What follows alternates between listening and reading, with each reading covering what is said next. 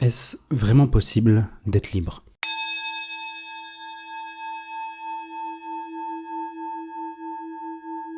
J'ai eu la chance d'être contraint à commencer ma vie assez jeune. J'étais beau, puissant, assez respecté, j'ai gagné bien ma vie. Je bossais dur et savais que l'école ne m'aiderait pas à atteindre mes objectifs. Quel objectif? Je ne savais pas vraiment. Après tout, c'est pas comme si quelqu'un nous aidait à trouver notre voie. J'ai compris que le travail paie. Et mon environnement à ce moment-là ne m'encourageait pas vraiment à penser autrement. Et proposait même des alternatives qui marchaient vraiment. La tête pleine de rêves, j'avais donc deux choix à faire. Partir dans le salariat, ce que je m'étais promis de ne jamais faire, par réflexe quasi instinctif, mais c'était une voie plus sûre, et pourrait me convenir en vue des nouveaux modèles qu'on nous présentait. Ou prendre le chemin mystérieux et de tenter de me frayer un passage dans l'entrepreneuriat, à une époque où peu de choses étaient documentées, où beaucoup retenaient de l'information pour en vivre. J'ai donc choisi une voie entre les deux, une sorte de mix. Je me suis laissé 1 an pour apprendre de ceux que je pensais être les meilleurs en France, puis je montrais mon projet.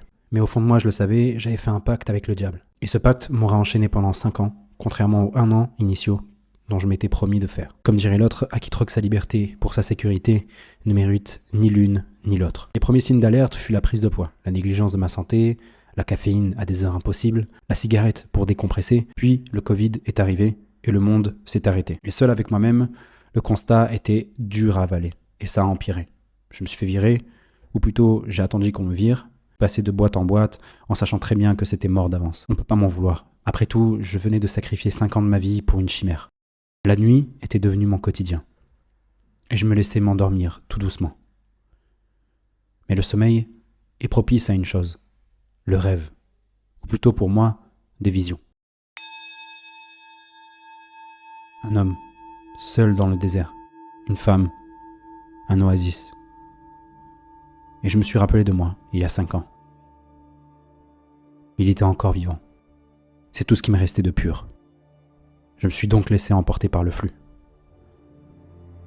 Et c'est là que j'ai vu le désert, les chaînes qui me retenaient d'avancer, reliées au loin à l'homme que je voulais devenir. Et c'est en sentant le poids des chaînes d'un côté de mon corps que je l'ai vu. L'enfant que j'étais. J'étais à la croisée des chemins. Il a fallu que je vive tout ça pour en arriver là, ou j'ai toujours évité ce moment jusqu'à présent. Je le savais, aucun retour en arrière n'était possible. Derrière moi, le feu ardent de ma dépression me poussait vers l'océan inconnu de possibilités, alors j'ai pris ce que j'avais dans un sac à dos et décidé de marcher. Après tout, je n'avais plus rien à perdre et surtout, plus rien à prendre là où j'étais. J'ai donc entrepris de traverser le Maroc à pied, avec une idée simple, rejoindre le désert.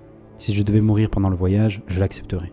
Si j'en revenais vivant, le message serait clair. Et je t'ai tout documenté. C'est la première vidéo de ma chaîne YouTube et c'est là que tout a commencé pour moi. Rien ne s'est passé comme prévu. Mais paradoxalement, tout s'est très bien passé. Et je suis revenu avec un seul enseignement. Dieu est grand.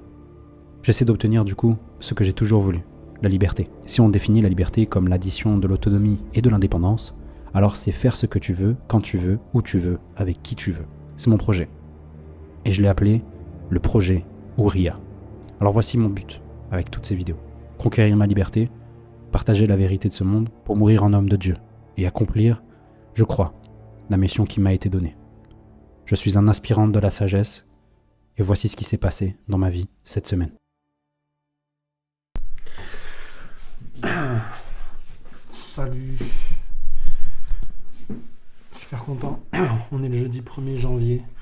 Il est 21h, 22h. Et je m'apprête à faire du coup le bilan de mon année avec vous. Écoutez, on va commencer du coup par le bilan spirituel. Alors tout a commencé en 2024, janvier 2024, où j'ai fini un peu l'année avec une meilleure compréhension, on va dire, de comment fonctionne l'humain de manière générale. Je vous mets un schéma tout de suite pour que vous puissiez comprendre un peu la chose que j'ai compris en finissant du coup cette année. Et ce schéma, vraiment, il m'a servi à aborder 2025 assez différemment. Je savais déjà comment progresser, en fait. Ce qui me manquait, c'était où je devais aller. Et ça a été un petit peu, en fait, la réflexion que j'ai eue sur tout le début 2025. Donc, l'intention de départ, en fait, c'était pas de me fixer des objectifs chiffrés, parce que je l'avais bien compris, ça, à la fin de 2024, que ça ne servait pas à grand-chose sur la partie spirituelle. Mais j'avais vraiment l'envie de m'améliorer sur plusieurs choses, et j'ai bien compris qu'en fait, sur ce niveau spirituel, purifier mon âme, etc., c'était pas quelque chose qui pouvait être quantifié. Et donc, du coup, je me suis juste dit, cette année, tu fais de ton mieux, et puis voilà. Et ça a plutôt bien fonctionné. Ce que j'ai essayé de faire, c'était de mettre en place un maximum de routines. Ça tenait plus ou moins. Mais dans l'idée, j'ai fait bien plus que l'année dernière parce que j'ai beaucoup appris. Déjà, ça a été une année de maturation spirituelle chargée parce que j'ai eu plusieurs mois de recul sur cette réflexion-là, parce que étant donné que j'avais pas de but concret à atteindre, qu'il y a le ramadan qui est passé, tout ça, sur le premier et le deuxième trimestre 2025, et j'ai eu beaucoup de temps d'introspection avant d'arriver à poser calmement et clairement en fait ce que je voulais dans ma vie. Donc en gros, ce que je veux, ce que j'aime, ce que je vais atteindre. Et tout ça, en fait, ça a été aidé grâce au mariage. En fait, le mariage m'a beaucoup aidé en fait dans ces réflexions, parce que ça a été une nouvelle épreuve spirituelle. Ça m'a permis d'apprendre beaucoup sur moi et sur d'autres personnes, d'être plus tolérant. Et le mariage, c'est un immense bonheur, hein, mais c'est aussi beaucoup de compromis dans tout ça, qui sont accueillis très, très sympathiquement de ma part, même si des fois ça peut être dur. Et en fait, dans le mariage, ce qui peut être compliqué, des fois, c'est la frontière entre prendre sur soi et se perdre soi-même dans le processus de prendre sur soi. Parce que parce que comment dire, il y a certaines choses qu'on ne laissait pas passer avant, qu'on est obligé de laisser passer aujourd'hui, mais d'un autre côté, ça te fait mal parce que tu dis, putain, c'est une partie de mon identité que je laisse faire pour ce mariage.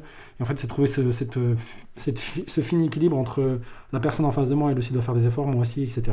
Et ça a été vraiment un moment exceptionnel, en fait, cette année, qui en fait, vers mars, on s'est installé ensemble avec moi et ma femme, et déjà gérer les variations émotionnelles de ma femme dues en fait, à ses hormones, tout simplement sur les périodes menstruelles, d'accepter aussi le fait qu'on a des personnalités assez différentes, même si on se complète énormément, et de composer en fait avec un environnement qui peut être extérieur, donc la famille, etc., qui peut peut-être des fois rentrer dans le foyer, parce que moi j'ai mis, avec ma famille je mets beaucoup de barrières, néanmoins c'est pas le cas de ma femme des fois, et ça pouvait poser des problèmes. Du coup gérer tout ça, c'était une épreuve en fait tout simplement de sabre, de patience, de retenue et aussi de sagesse, et ça m'a vraiment beaucoup appris. Je choisis volontairement en fait de garder un peu cette expérience un peu évasive. L'autre point aussi important que j'ai eu d'un point de vue spirituel, c'était beaucoup de voyages. J'ai beaucoup voyagé cette année, notamment au Maroc, que au Maroc d'ailleurs. Je suis retourné à Merzouga, j'ai revu le désert après plusieurs années. Je suis monté aussi au nord dans Jebel, où là j'ai pu rencontrer des peuples qui m'intéressent beaucoup, que j'ai beaucoup aimé rencontrer. On dirait que je parle de gens qui sont, je parle de gens qui sont qui de rencontres en terre inconnue, mais non, c'est les personnes du nord en fait. Donc c'est pas les Rifi, mais c'est pas non plus les Tanjaouis, c'est entre les deux. C'est ce qu'on appelle Jebel, les gens de Jebelia, c'est les gens de la montagne en gros. Et où je suis parti faire un pèlerinage en gros, un pèlerinage culturel qu'ils font chaque année dans une sorte de mausolée qui est lié en fait à un de leurs ancêtres qui était un imam. Et en fait toutes les personnes dans celui-là où on est retrouvés, on était dans une forêt, sont des cousins, sont tous cousins. C'est en gros une grande cousinade s'il vous plaît.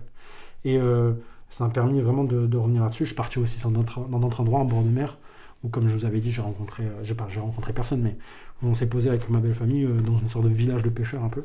Où là, tu peux rentrer, t'inquiète. Où là, en gros, on était à côté d'un trafiquant de drogue. On a vu des gens partir en bateau à l'étranger, etc. Ça a été super. Mais le gros du gros de cette année, c'est vraiment ça. Je vais vous le montrer. C'est l'ensemble des livres que j'ai lus cette année. Il y en a beaucoup.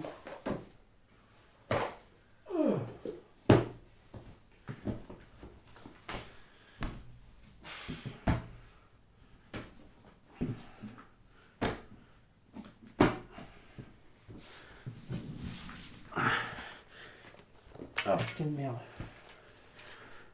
Ah, je posais le PC là. Voilà, j'en ai lu 1, 2, 3, 4, 5, 6, 7, 8, 9, 10, 11, 12, 13, 14, 15, 16, 17 livres. J'ai lu 17 livres cette année. Tous plus intéressants les uns que les autres. Je vais pas vous en parler aujourd'hui. Parce que c'est pas important. 18, j'ai oublié celui-là. Je vais pas vous en parler aujourd'hui, plus le fait que j'ai lu 3 fois le Coran, en entier, en français. Et ça a été vraiment une année super intéressante, parce que l'année dernière, j'ai lu qu'un livre. Et ce livre-là, ça a été, je crois, le top 1 de Transurfing, qui a été celui, je crois que c'est celui-ci. Ça, c'est le tome 3.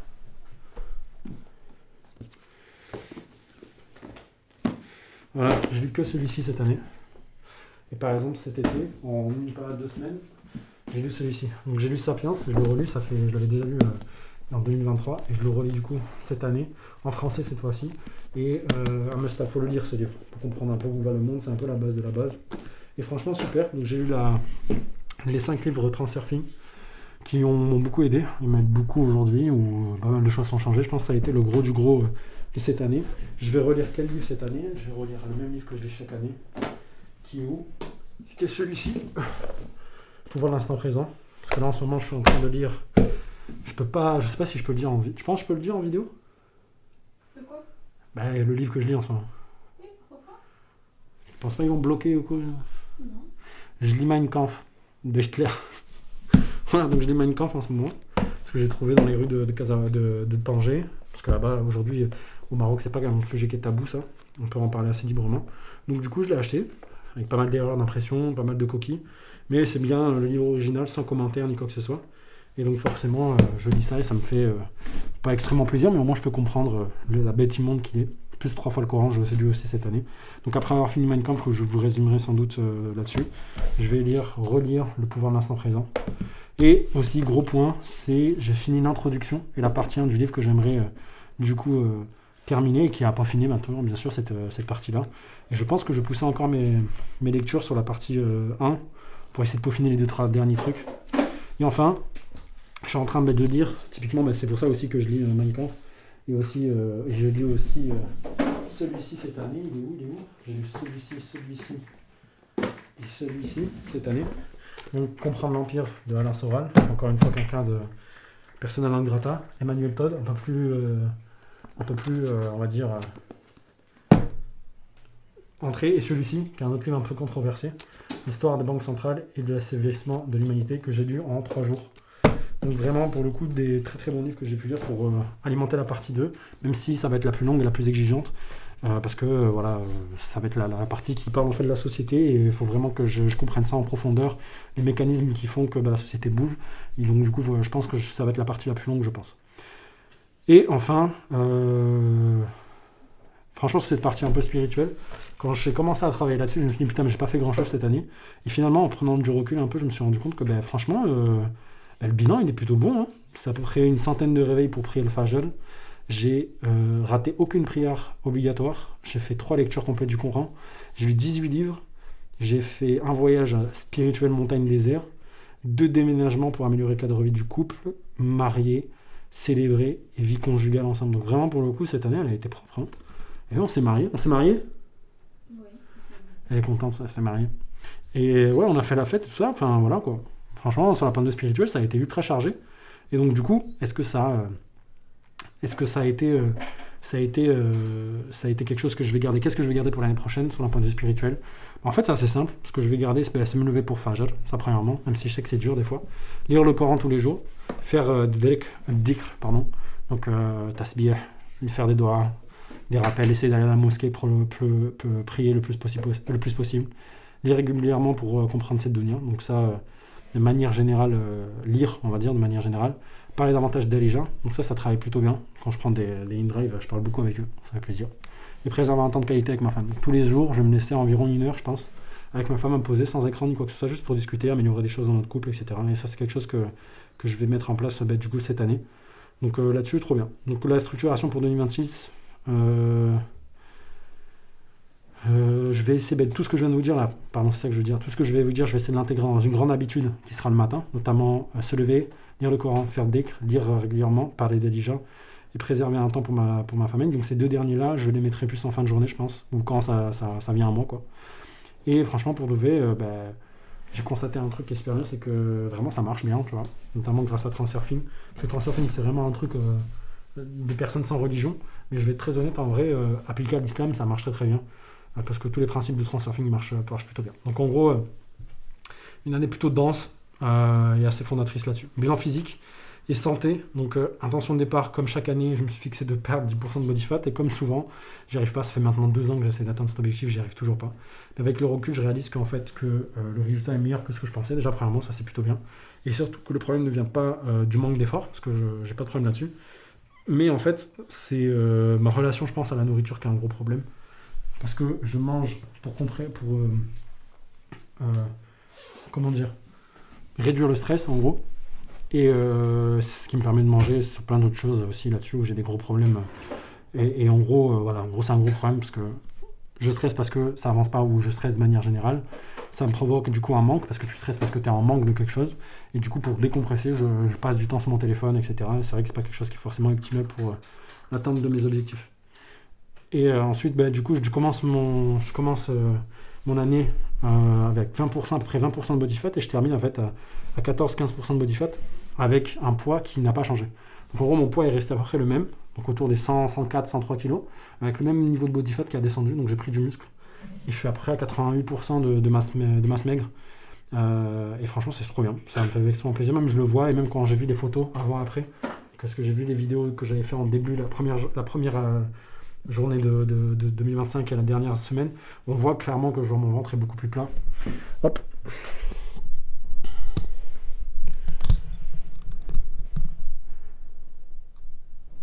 Désolé, il y a un petit problème avec l'écran, je l'ai remis. Mais en gros, on voit que mon ventre est beaucoup plus plat. On commence à voir un peu aussi le début des abdos, donc franchement, c'est super.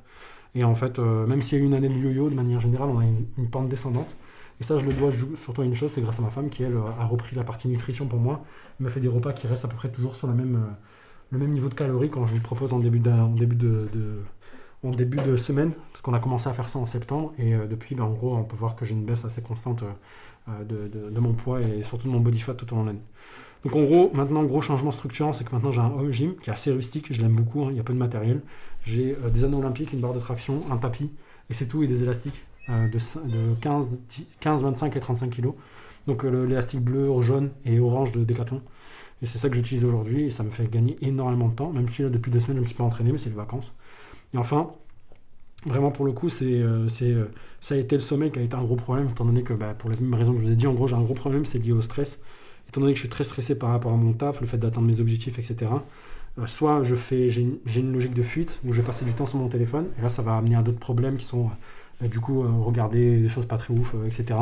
Ou partir sur le délire, trop manger, et donc du coup me retrouver dans des situations où en fait je mange pour décompresser et me sentir plein là où j'ai l'impression de me manquer un peu. Donc, ça a été ça le gros problème, qui sont en fait liés à un seul et même problème qui est le stress, et donc du coup forcément cette année je vais rajouter un point qui est lié en fait à la spiritualité, c'est de tous les jours me rajouter une séance de méditation, transurfing, où là vraiment je vais travailler ce truc là et vraiment essayer de méditer tous les jours un peu plus. Et donc vraiment ça c'est hyper important pour moi dans les prochaines semaines. À chaque fois que je bloque du coup c'est autour des 14% de body fat, et on va essayer de casser ce mur et de passer ça cette année, notamment sur les 6 prochains mois. Donc on va voir ce que ça donne et on avancera là-dessus. Et aussi super point qui a été vraiment quelque chose qui a été super important pour moi cette année, c'est la création du coup la découverte en fait du coup d'un CSV qui m'a été donné par sur Reddit. J'ai trouvé ça, et c'est un mec qui, comme je vous ai dit, m'a permis d'améliorer pas mal de choses, et donc du coup de créer une roadmap. Je vous la remontre, hein. Mais en gros tous les points verts que vous voyez, tous les points jaunes, etc., c'est une roadmap en fait de comment du calisthenics de manière générale, on va dire. Moi j'appelais ça somakinesis. J'ai pas envie de rentrer dans le détail, mais en gros j'ai changé ce que j'appelais moi la pyramide du corps. C'est quelque chose que vous avez parlé en fait il y a quelques mois maintenant, et du coup en gros voilà, là-dessus je cherche à m'améliorer là-dessus. Et donc du coup, bilan factuel de l'année, début à 20% de body fat, 14%, prise de main, muscle visible, création du home gym, plusieurs périodes de faim, amélioration de nutrition grâce à ma femme, et sommeil insuffisant et non structuré, donc à voir dans les prochains mois. Bref, et enfin 2025, c'est un point de vue financier, donc ça c'est la dernière partie qui est ultra importante. Ça a été une année de rupture et de réalignement vraiment pour le coup. Donc 2025, ça a été une année de croissance linéaire. Donc attendez. Contexte initial. Au départ, moi d'un point de vue financier, je m'étais dit ouais, je travaille que le matin et je vais arriver à faire 10K en travaillant seul, parce que je vous rappelais que j'avais une équipe avant, que j'ai virée vers la fin de l'année. Et avec une marque, je me suis dit j'aurai une marge de 90%. Et du coup, j'avais viré toutes mes équipes, et vraiment je m'étais trompé. Parce qu'en vrai, après toute cette réflexion que j'ai eue en début d'année, je suis arrivé à un point, et en fait, le gros de la réflexion sur qu'est-ce que je veux, il a été fait au moment où j'ai vu, vers mars-mai, je suis rentré dans un collectif de freelance qui était tenu par un Yehudi, et je me suis dit, étant donné que moi maintenant, j'ai plus d'équipe et que je dois délivrer les derniers clients avec la nouvelle offre, l'ancienne offre, où je suis en rendez-vous qualifié, trop bien, ce mec-là va me trouver quelques missions par-ci par-là, je vais bosser pour lui, il m'en a trouvé 2-3. Et en fait, ce qui s'est passé, c'est que moi, je l'ai vu closer devant moi des gens au TGM, donc à la journée, et ça a été un vrai ça a été un vrai problème, quoi. Et en fait, déjà, premièrement, j'y croyais pas qu'on pouvait payer au TGM. Et surtout, quand moi, j'étais sur mon ancienne offre, donc au rendez-vous qualifié, je me suis rendu compte qu'il y a un vrai problème de... Ben, quand t'as pas de rendez-vous, t'es baisé, en fait, tout simplement. Et alors que quand t'es payé au TGM, donc à la journée de travail, ben, t'es bien dès le premier jour et t'es rentable. Et donc, du coup, étant donné que j'étais au rendez-vous qualifié, j'avais très très peu de marge de manœuvre. Chaque décision, en fait, elle était risquée. Chaque imprévu crée de la panique. Tout devient lourd dans l'administratif, alors que parce que j'avais pas des marges incroyables. Et surtout, le moindre investissement que j'essayais de faire pour prendre des rendez-vous qualifiés pour mes clients pouvait me mettre potentiellement dans la merde si j'arrivais pas à en prendre. Et en fait, je m'étais mis un objectif vraiment tout bête sur ce début d'année qui était de mettre 1000 euros de côté. Parce que j'ai jamais réussi à mettre 1000 euros de côté. Et aussi de payer toutes les dettes du foyer. Donc en gros payer le mariage. Et cette phase 1, je l'ai eue hyper rapidement dès que j'ai commencé à rentrer en fait dans ce collectif de freelance. En fait, en même pas 2, 3, 4 missions, je me suis rendu compte que j'avais travaillé 5 jours et j'avais gagné plus de 1000 balles. Et là, ça a été vraiment le déclic. Je dis, je peux plus revenir en arrière, je peux plus jamais revendre ça. Et très vite, ça s'est enchaîné à je veux passer, je vais être payé 600 euros au jour. Et en fait, passer au TGM, ce qu'on appelle passer au TGM, où là, vraiment, je me suis rendu compte que c'était incroyable parce qu'en fait, en même pas une mission, j'ai réussi à mettre de côté ce que j'avais besoin pour les 1000 euros de côté et toutes les dettes du foyer étaient remboursées en fait avec 2-3 petites missions de 5 à 10 jours. Et là, vraiment, ça a été un switch dans ma tête et je me suis dit, putain, je l'ai vu faire. Limite, il insultait les clients pour, je sais pas, genre, il leur rentrait dedans. C'était incroyable, genre, comment il leur rentrait dedans. Et ces mecs-là signaient. Et je dis, mais en fait, c'est totalement possible de signer. Enfin, si ce mec-là, il y arrive, pourquoi pas moi. Et du coup, ça a été non seulement le gros switch, et ensuite, ça a été début de l'entrée dans l'été, tester une nouvelle offre, commencer à se mettre à l'aise là-dessus, rencontrer un maximum de personnes. Donc, j'ai eu beaucoup de rendez-vous qualifiés, où j'ai proposé mon offre à des gens à 300, plus 400, 500, 600, 700 euros, pour me mettre un peu en confiance. Et j'ai réussi à me mettre... à vendre ça, même si je me suis cassé les dents. Parce que du coup, j'apprenais à closer des deals à étiquette, mais je progressais de manière linéaire parce que finalement, toutes les skills que j'avais autour de la prise de rendez-vous, etc., en fait, sont compound pour m'aider à mieux closer. Et il me restait une marge qui était incroyable, en fait. Parce qu'en fait, en début d'été, j'ai réussi à closer pour 6000 euros 6000 balles de mission pour seulement 10 jours. Non, c'était pour 20 jours à peu près. Donc 3000 plus 1500 plus 1500. Et ça a été incroyable. Genre, j'étais Gucci, quoi. Je me suis dit, putain, c'est incroyable. Je viens de gagner ce que j'ai gagné en fait en un an, en même pas quelques semaines. Et du coup, j'arrive à l'été, on arrive en août. Je savais que c'était un peu mort pour cette année. Et du coup, je me suis posé. Et c'est vraiment là qu'en fait, en même temps de toute la réflexion que je m'étais fait d'un point de vue spirituel, j'arrivais en fait au bout de ce changement d'un point de vue financier. Parce que pour moi, en fait, le spirituel et le financier travaillent, on va dire, en miroir, en parallèle. En gros, si tu es bien dans ta tête, tu vas être mieux au travail et donc du coup, tu feras plus d'argent. Et c'est là vraiment que je me suis posé et que j'ai vraiment en fait repris le projet Auria de A à Z avec différentes phases, différents points au projet d'atteinte. Et en gros, pour vous parler un peu de ces phases, la première phase qui était la phase 0, c'était mise à plat en fait existentielle. Donc résumé identitaire, en gros, qu'est-ce que je veux dans plusieurs années, qu'est-ce que je veux atteindre et qu'est-ce que ça va coûter en gros.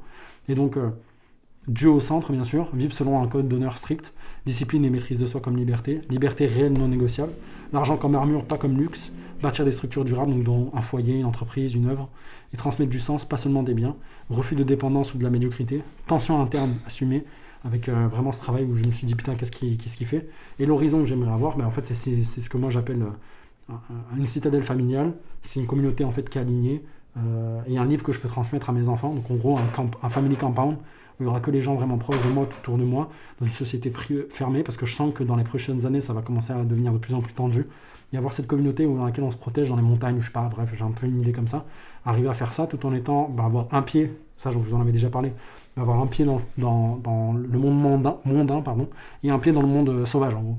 Et c'est ça qui était mon objectif, avec une première phase qui était en fait de mettre 1000 euros de côté, donc ça c'est fait, payer toutes les dettes de mon foyer, ça c'est fait, barrière mentale de TGM, ça s'est fait aussi, je l'ai cassé, 3 mois de BFR, c'est bon, sortir du cadre français, donc rentrer sur une fiscalité différente, et étant donné que je peux pas pour le moment parce que je suis encore au chômage, il n'y a que l'auto-entreprise, etc., il vaut mieux que je reste en ce moment là-dessus. D'ailleurs, en parlant de ça, il faut que je fasse quelque chose par rapport à ça. Donc, gros, dès que mon chômage sera terminé, c'est-à-dire après la moitié du mois de janvier, je vais rentrer sur une LLC américaine et mettre en place tout ça. Terminer les clients sur l'ancienne offre, donc ça c'est un peu chiant, il me reste encore 5 rendez-vous à qualifier sur 2025 que j'ai pas encore fait et qu'il faudrait que je fasse sur 2026, mais j'ai déjà des solutions en place pour y arriver, il n'y a aucun problème. Il y a quelqu'un qui va coller pour moi pour prendre des rendez-vous et le mettre.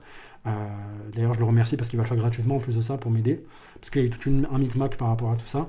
Et enfin le but c'était d'atteindre 10 000 euros par mois de chiffre d'affaires récurrent avec 3 clients, là je l'ai fait déjà avec un premier client. avec qui ça se passe, on l'a pris sur 16 jours par mois à 225 € par jour, où le gars fait tout de A à Z, fait tout le cycle, il m'a bien baisé, je vais être très honnête avec vous, je suis très mécontent en fait de cette collaboration que j'ai avec lui. Néanmoins il paye bien et surtout le freelance ne veut pas le lâcher pour le moment parce qu'il se sent bien, etc. et que surtout il est bien payé.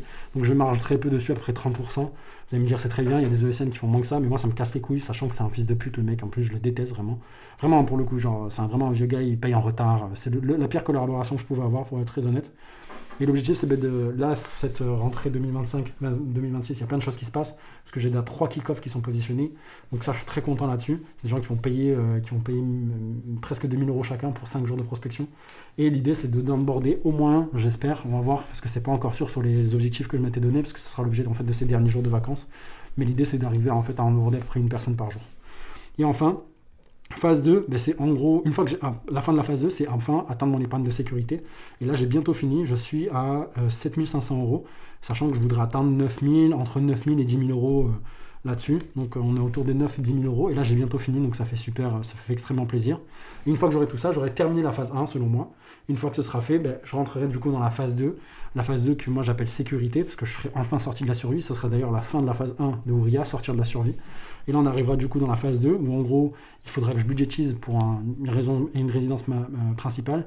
Je dois trouver du coup entre 10 et 20% de l'apport au moins, essayer de trouver un financement islamique pour cette maison, et une stratégie à long terme claire, notamment en débutant en fait un portefeuille d'investissement. Et ça, j'espère le faire j'espère le faire au plus vite, le plus rapidement possible là-dessus. Et enfin, accumulation sur la phase 3. Donc j'espère sur 2026-2027, où en gros, j'ai assez pour... En fait, l'idée, c'est qu'aujourd'hui, l'entreprise que je suis en train de construire, je la construis sur un niveau où je pourrais la revendre à la fin, ou du moins l'amener à un niveau de vache à lait. Ça veut dire en gros une boîte qui est tellement rentable, qui tourne tellement bien toute seule qu'en fait j'ai presque plus rien à faire à l'intérieur et j'ai une vache à lait qui rentre. Et si je veux faire un exit, donc être payé très bien d'un coup, mais pourquoi pas le faire grâce notamment à ça, en payant du coup, en vendant du coup cette entreprise. Donc c'est ça l'objectif, c'est d'amener sur 2027-2028, c'est arrivé 2026-2028 après d'amener à ce niveau-là cette boîte et avec dans tous les cas soit en fait, c'est avoir le niveau de ce qu'on appelle la fuck you money, qui correspond en fait à 1,5 million d'euros selon moi, à peu près placé à 3% net par an, ce qui me permettra largement de bien vivre sans avoir à travailler, sans avoir à rien faire, et donc vraiment me faire un fuck you en fait, à la société pour me mettre de côté. Et enfin, phase 4, préservation. Donc c'est payer toutes mes dettes, homeschooling, avoir des enfants vraiment en mode ils sont à la maison, ils travaillent bien, revenu passif, travail par choix, phase 5, héritage, transmission, donc ça c'est après 2030, structuration de l'héritage, charité, pérennisation des business, etc. Donc vraiment là c'est du très long terme, mais en gros dans l'idée j'espère qu'avant 2030 j'ai au moins une société qui me permettra de très bien vivre, donc une vache à lait, ou de réaliser un exit qui me permettra tout simplement de gagner beaucoup d'argent d'un coup, placer cet argent à peu près 3% net pour me permettre de bien vivre au quotidien avec cet argent, sachant que 3% net c'est largement atteignable. Et enfin ma conclusion de cette année, on a commencé dans le déni, on est arrivé à un moment à une révélation, on a structuré tout ça et enfin, maintenant je suis très serein, même malgré le fait que finalement il y a beaucoup de choses qui me stressaient par auparavant, le fait que mon chômage s'arrête. Là je vous avoue que je suis assez serein avec ça et je sais que je peux y arriver parce qu'aujourd'hui j'ai un money model qui me permet de bien vivre.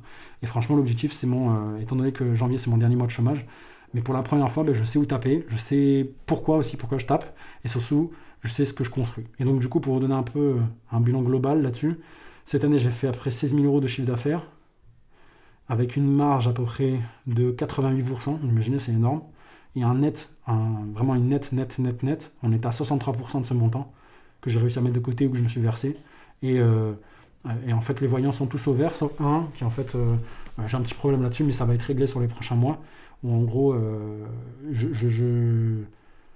la lifetime gross profit par rapport au CAC, donc le cost of acquisition of customer, il est 7 à 8 fois plus gros que pour 1 euro. Donc en gros, pour chaque euro que je mets dans l'acquisition d'un nouveau client, je vais en récupérer au moins 8 à peu près. Par contre, néanmoins, sur 30 jours, c'est là qu'il y a le gros problème parce que je n'ai plus de 30 jours à signer mes clients, ce qui prend beaucoup de temps. Et aussi, j'ai 2 gros problèmes en fait, c'est la lifetime value. Le client qui vient avec moi, il commande en général 1,6% de fois, il va recommander avec moi un panier moyen à peu près de 2000 €. Et en plus de ça, sur 30 jours, donc en gros en 30 jours, j'arrive pas à récupérer l'argent assez vite. Donc ça dépend que je vais travailler. Et donc du coup, pour résumer en fait au global cette année, je vais lire du coup le texte. Cette année, c'est l'année de la rupture, l'humilité et de la fondation. Et tout a convergé vers une seule chose, la clarté. Clarté sur qui je suis, clarté sur ce que je refuse, clarté sur le type de vie que je veux construire, Et enfin, surtout, sur ce que je ne veux pas sacrifier pour y arriver. 2025 n'a pas été une année de performance brute, mais une année de désillusion saine et de réalignement profond et de reconstitution méthodique. J'ai quitté la survie, j'ai accepté mes limites, j'ai changé le modèle, j'ai consolidé ma foi, mon corps, mon cadre de vie et mes bases financières. Tout n'est pas encore abouti. De fait, c'est pour ça que j'ai quitté la survie, je me suis dit c'est bizarre que j'ai dit ça. Mais pour la première fois, chaque effort va dans la même direction. 2025 pose les fondations. 2026 2026 devra en être la démonstration. Donc voilà l'objectif du coup pour cette année. On va du coup, je vais vous faire une petite vidéo la semaine prochaine ou en début de semaine, à la fin de cette semaine-là, sur mes objectifs de 2026, parce que je suis en train de travailler dessus.